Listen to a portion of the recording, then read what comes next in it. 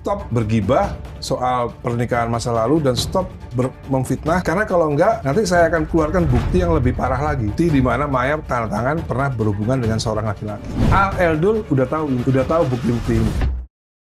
Netizen semakin memanas dan geram atas perilaku Ahmad Dhani. Ahmad Dhani, musisi kontroversial sekaligus anggota DPR RI dari fraksi Gerindra, kembali jadi sorotan. Bukan karena kinerja politiknya, melainkan karena drama yang tak kunjung usai dengan mantan istrinya Maya Estianty. Perseteruan masa lalu kembali mencuat ke publik, membuat netizen geram dan mulai mempertanyakan, apakah Ahmad Dhani benar-benar pantas duduk di kursi DPR? Semua bermula dari pernyataan Ahmad Dhani yang kembali mengungkit masa lalu. Dalam sebuah wawancara yang viral di media sosial, Dhani menyebut bahwa dulu Maya Estianty pernah menjalin hubungan dengan pria lain saat mereka masih menikah. Kalimat ini seketika memicu amarah publik. Ya, dulu Maya itu ya nggak sepenuhnya setia juga. Ada pria lain lah, saya tahu itu, ucap Ahmad Dhani. Kok aib mantan diungkit lagi, sudah jadi wakil rakyat, tapi masih ngomong soal beginian, ucap netizen. Netizen merasa sebagai wakil rakyat Ahmad Dhani tidak seharusnya bicara seenaknya tentang urusan rumah tangga yang sudah lama berlalu, apalagi disampaikan ke publik. Tak tinggal diam, Maya Estianty akhirnya buka suara. Lewat podcast dan media sosial, Maya membantah tuduhan Ahmad Dhani dan malah balik menuduh Dhani sebagai sosok yang dulu berselingkuh. Saya diam selama ini bukan karena saya salah, tapi saya tahu apa yang saya alami dulu. Bukan saya yang selingkuh tapi dia, ucap Maya Estianty. Pernyataan ini langsung bikin dunia maya bergolak. Netizen pun kembali menyerang Ahmad Dhani dan mulai mengorek masa lalunya yang penuh kontroversi. Maya udah elegan, Dhani kok makin nyerang. Sudah anggota DPR malah ngomongin aib mantan istri, ucap netizen. Hanya dalam hitungan jam tagar turunkan Ahmad Dhani pun langsung trending di berbagai platform. Netizen dari berbagai kalangan bersatu suara. Mereka merasa Ahmad Dhani tidak pantas duduk sebagai wakil rakyat. Anggota DPR harusnya jadi teladan, bukan malah nyebar aib mantan. Pak Prabowo, tolong evaluasi kader Anda, ucap netizen. Sebagian bahkan mulai membuat petisi online untuk mendesak Partai Gerindra mencabut dukungan terhadap Ahmad Dhani sebagai anggota DPR. Saya pilih dia karena saya kira dia akan serius kerja. Tapi sekarang malah sibuk drama, ucap netizen. Partai Gerindra belum memberikan pernyataan resmi soal kontroversi ini. Namun seorang pengamat politik menyebut bahwa sikap Ahmad Dhani sangat berisiko merusak citra partai. Politisi harusnya menjaga ucapannya. Apalagi kalau sudah menyangkut ranah pribadi yang tidak ada kaitannya dengan kerja legislatif. Perseteruan Dhani dan Maya sudah berlangsung sejak lebih dari 12 tahun lalu. Keduanya menikah pada 1996 namun berpisah dengan cukup panas pada 2008. Saat itu isu perselingkuhan memang sudah jadi pembicaraan publik. Maya menuding Dhani menjalin hubungan dengan Mulan Jamila, yang kini jadi istri sah Ahmad Dhani. Sejak itu hubungan Dhani dan Maya dingin dan penuh konflik.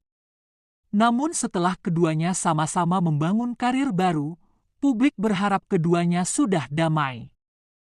Sayangnya dengan pernyataan-pernyataan baru, luka lama justru kembali terbuka. Sebagai anggota DPR, Ahmad Dhani punya tanggung jawab. Bukan hanya menjalankan fungsi legislasi tapi juga menjadi contoh dalam kehidupan publik. Banyak yang kini mempertanyakan, apakah seseorang yang masih sering menyerang secara personal di media layak mewakili rakyat? Kalau urusannya personal, jangan diumbar. Ingat Anda digaji negara, ucap netizen. Hingga kini Mahkamah Kehormatan Dewan (MKD) belum mengambil tindakan. Tapi desakan dari publik semakin besar. Kita butuh anggota DPR yang beretika, bukan yang hobi membuka aib mantan, ucap aktivisi. Jabatan publik bukan sekadar status. Ia datang dengan tanggung jawab, kedewasaan, dan kesadaran moral, dan jika hal-hal itu tak terpenuhi, rakyat punya hak untuk bersuara. Konten bahasannya itu unsur gibahnya kuat, unsur fitnahnya juga kuat. Ya, itu kan aku lihat headline bold banget, fitnah dan hoax tuh iya, kan. fitnah dan gibah. Iya, Dan termasuk fitnah. ada satu clipper waktu Bunda tuh ngomong di tempatku mengenai masa KDRT kan. Itu kamu tulis hoax kan. Iya, bukan hoax, fitnah dong. Fitnah itu. Iya Berarti dong. tidak ada itu. Tidak ada, karena kan aku di tayangan berikutnya kan aku tayangin yang Mulus ngomong itu. SP3. Oke. Nah, kan kalau orang udah tahu SP3 pasti paham gitu. Jadi Oke. kadang-kadang gini, kita berbicara itu kan masyarakat kan nggak semuanya berpendidikan, juga nggak semuanya berpendidikan tinggi. Ada masyarakat juga yang tidak semuanya objektif, ada yang subjektif. Jadi untuk menghindari itu seharusnya harusnya nggak usah dibahas. Kecuali belum punya suami ya, kecuali belum punya suami, atau kecuali yang dibahas itu memang benar-benar cerita yang solid, yang tidak bisa dibantah, Yang fakta. yang fakta misalnya. Makanya itu tadi saya di KPI saya bilang, kalau memang Maya merasa itu bukan fitnah, bantah aja. Iya, tadi aku dengar sih. Ya kan, kalau memang itu bukan fitnah, bantah aja. Kalau diem aja berarti itu fitnah. Iya kan? Ya nggak tahu, belum Iya dibantah, soalnya belum dibantah. Iya, belum dibantah. Belum dibantah. Ya, makanya kalau harus dibantah. Nah, kalau memang dibantah itu bukan fitnah, buktikan dong. Ya kan? Kalau KDRT, soal KDRT itu terbukti fitnah udah, karena udah ada surat dari polisi SP3. Apa singkatannya, John? Ayo ingat, masih ingat nggak? Ayo.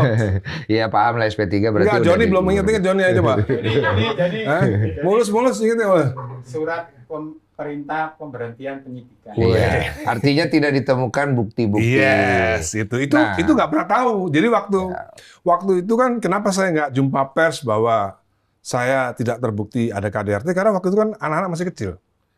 Al Dul juga masih kecil. Dan itu kan keluar 2008 ya. 2008 berarti Dul masih 8 tahun, L 9 tahun, Al masih 11 tahun. Jadi emang sengaja saya nggak jumpa pers besar-besaran bahwa Maya melakukan fitnah, nggak enak karena anak-anak masih kecil kan. Terus, kalaupun saya bisa tuntut balik, bisa itu. Pencemaran nama baik. Iya dong. Kalau orang yang paham hukum pasti tahu. Dengan surat SP3 itu, saya bisa laporkan polisi balik bahwa itu adalah... Kenapa nggak dilaporkan? Kapan? Oh, pertanyaannya itu kan pasti. Kan, Waktu itu. iya, waktu itu dan sekarang kan pasti. Kalau misalnya kita bicara ada pencemaran nama baik, ada fitnah di situ yang merugikan Mas Dhani, Iya. Mas Dhani kan pasti kan. Oh, dengan surat SP3 tuh jelas bisa saya melaporkan. Alasannya kenapa nggak membuat laporan? Waktu itu. Waktu itu dan sekarang lah. Oh, sekarang saya belum kepikiran. Oke. Sekarang Kalau waktu itu, Waktu itu lupa saya kenapa nggak laporin. sampean ini aja sayang kan, nggak mau lah. Mau ngapain masa ibu anak-anak dilaporkan? Iya, gitu kira-kira kan. begitulah, kira-kira begitu. Kalau padahal semua orang juga tahu melaporkan kasus hukum, apalagi dengan jumpa pers misalnya. Misalnya saya melaporkan Densu. Iya.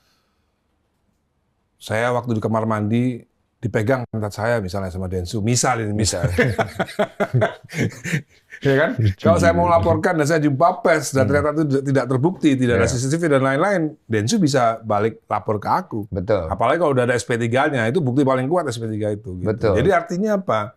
Artinya soal KDRT itu nggak ada. Kalaupun ada, anak-anak pasti tahu dong. Anak-anak ini nggak pernah kok menyaksikan saya berbuat kasar pada ibunya, itu nggak pernah. Al Eldul ya, nggak pernah mereka menyaksikan saya berbuat kasar pada ibunya, nggak pernah. Kalau L malah pernah lihat aku dilempar pakai remote TV. L pernah lihat itu. Jadi artinya gini, apa ya? Buat saya itu orang yang benar-benar paham hukum kok. Tahu gitu bahwa KDRT itu ya pasti berbahaya gitu kan. Itu mengandung pelanggaran hukum. Gitu. Jadi selama ini saya itu termasuk warga negara yang baik yang nggak pernah melanggar hukum gitu. Kalaupun kemarin masuk penjara karena urusan politik, ya kan? Urusan politik itu politik liur nih. Baru mau saya sentil. 100% itu politik. Iya, gitu baik, kan? baik, Gitu. baik. Saya ikut kalau gitu. Cuma kan ada yang tidak terjawab. Kalau KDRT tadi kan terjawab. Cuma ini nggak apa-apa nih gue tanya ya. Sekalian nih, mumpung kesempatannya ada. Tapi kalau mau dijawab juga nggak apa-apa. Kalau masalah yang menjadi isu yang paling besar di antara semua ini kan masalah perselingkuhan. Ya itu juga nggak ada buktinya. Nggak ada buktinya gitu. Coba buktiin aja kalau emang iya. Kan masalahnya kan masyarakat kita tuh kan mudah banget percaya sama omongan-omongan idolanya gitu ya. Misalnya mobil SMK sudah terjual 6.000 unit misalnya. Sampai sekarang masih banyak yang percaya. Terus ada 11 triliun di luar negeri yang akan, banyak deh pokoknya, dan orang masih banyak yang percaya gitu ya. Dan memang ya itu kondisi masyarakat kita memang begitu. Jadi kalau idolanya udah ngomong seolah-olah itu udah pasti benar. Padahal kalau dibuktikan ya nggak ada gitu loh. Saya menceraikan Mulan itu, saya menceraikan Maya itu Desember 2006. Saya menikah dengan Mulan 2009. Cukup ada jarak yang jauh gitu ya. Maksudnya 3 tahun. Iya cukup, ya hampir 3 tahun lah gitu. Artinya saya menikah 2009 di rumah saya waktu Al Eldul sunatan, Mas. Jadi artinya ini sebenarnya kenapa kok harus digembar-gemborkan bahwa itu isu perselingkuhan, dan nggak cuma sekali di podcast ngomongin soal itu gitu loh. Kayak nggak berhenti. Drama ini seolah tak berujung, tapi publik kini mulai menilai layakkah seorang wakil rakyat bersikap seperti ini. Tulis pendapatmu di kolom komentar. Jangan lupa like, comment, share, dan tentunya subscribe. Untuk update terbaru seputar kabar selebriti yang lagi panas.